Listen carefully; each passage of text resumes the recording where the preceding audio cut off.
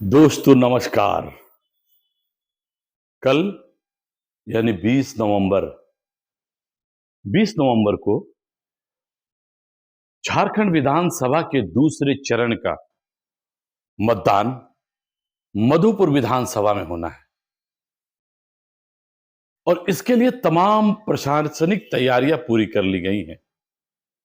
कल एक दिन पहले पारामिलिट्री फोर्स के जवानों ने पूरे शहर में फ्लैग मार्च किया और फ्लैग मार्च करके ये साफ संकेत दे दिया कि चुनाव के दौरान जरा सी भी गड़बड़ी करने वालों की खैर नहीं होगी। इसलिए निष्पक्ष शांतिपूर्ण मतदान करें और इस लोकतंत्र के महापर्व में आप भाग लें। न्यूजीलैंड की यह खास अपील मधुपुर के तमाम मतदाताओं से कि जलपान से पहले मतदान, वो अपने घरों से निकले, मतदान करें और लोकतंत्र की इस महापर्व में अपनी अहम भूमिका निभाएं और मतदान करके अपनी उंगलियों के निशान को न्यूजीलैंड के कैमरे के सामने रखें। न्यूजीलैंड आपके इस मतदान के निशान को प्रसारित करेगी, दिखाएगी। इसलिए मधुपुर के तमाम मतदाताओं से एक बार फिर न्यूजीलैंड की खास अपील कि आप जलपान से पहले मतदान और मतदान करें, फिर जलपान करें, खुद भी घरों से निकलें और पास पड़ोस के अपने साथियों को, दोस्तों को, माताओं को, बहनों को बूथों तक लाएं और मतदान प्रतिशत को बढ़ाएं।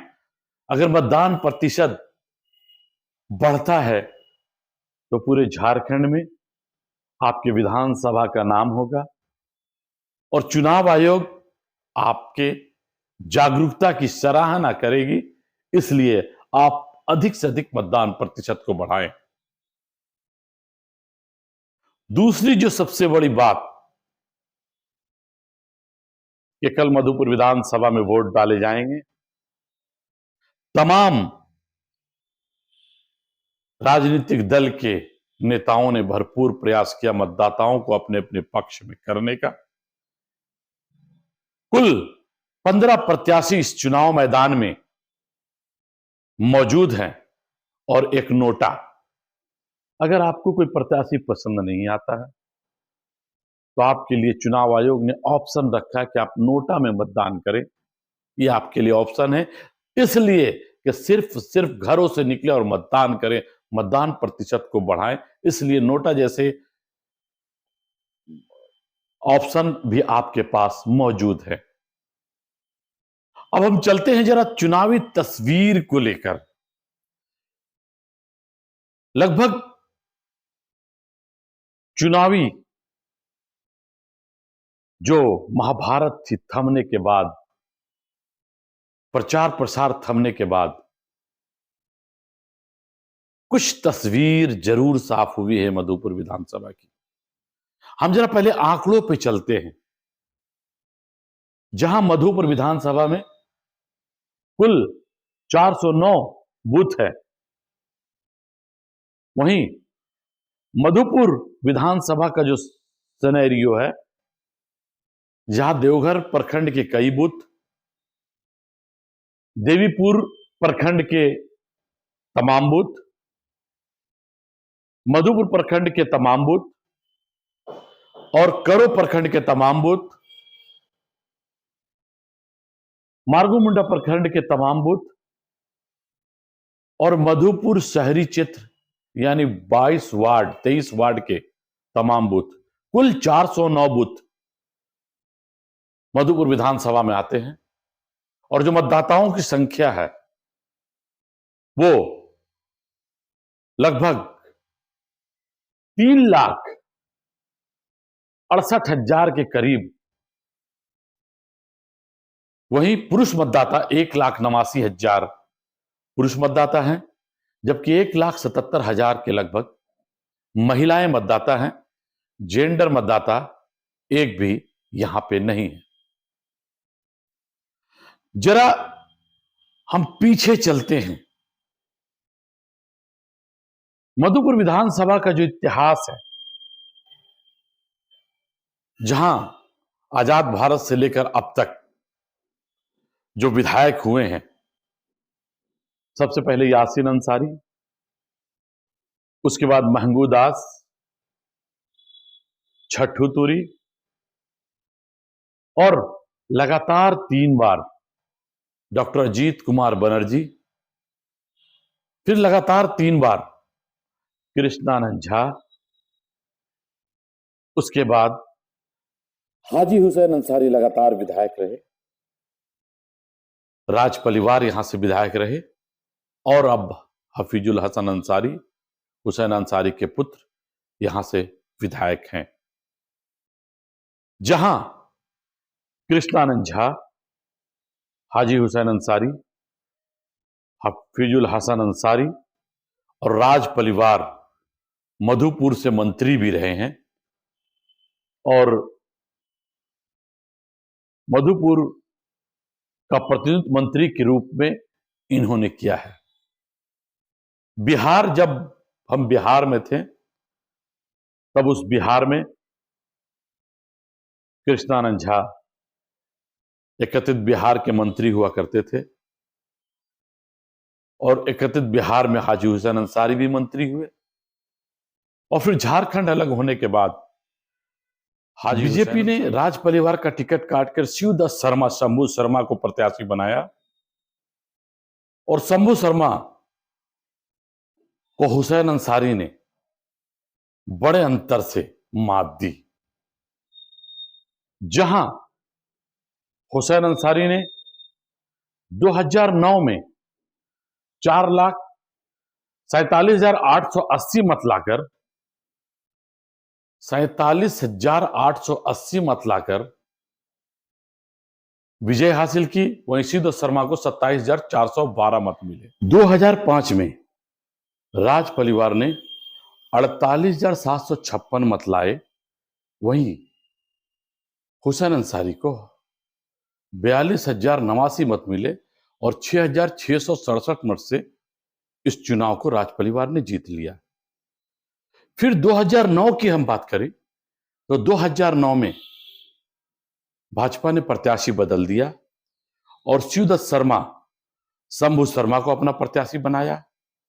वहीं शंभू शर्मा को मात्र 27,412 मत मिले, जबकि 47,880 वोट लाकर हाजी हुसैन अंसारी 20,468 वोटों से इस चुनाव को जीत लिया। अगर हम 2014 की बात करें तो 2014 में एक बार फिर राज परिवार को भाजपा ने प्रत्याशी बनाया, और राज परिवार ने काफी दमखम तरीके से इस चुनाव को लड़ा, और 74,325 मत लाकर 6,884 मतों से इस चुनाव को उन्होंने जीत लिया, जबकि हाजी हुसैन अंसारी को 67,441 मत मिले। वहीं पुनः 2019 की हम बात करें, 2019 में जब चुनाव में राज परिवार मंत्री रहते हुए इस चुनाव को हार गए, उन्हें हाजी हुसैन अंसारी ने हराया 2019 में, जबकि 2019 में 65,046 मत राज परिवार को मिले, और हाजी हुसैन अंसारी को 88,115 मत मिले। 88,115 मत लाकर हुसैन अंसारी ने इस चुनाव को जीता। और उसके बाद कोरोना काल का दौर आ गया। कोरोना काल में उनकी मृत्यु हुई और मृत्यु के बाद वो मंत्री रहते हुए इस दुनिया से रुखसत हो गए। और उसके बाद झारखंड मुक्ति मोर्चा के हेमंत सोरेन ने हाजी हुसैन अंसारी को सबसे पहले मंत्री बनाया। हाजी हफीजुल हसन अंसारी को सबसे पहले मंत्री बनाया और फिर चुनाव मैदान में उतारा। लेकिन एक बार फिर भारतीय जनता पार्टी ने राज परिवार को टिकट न देकर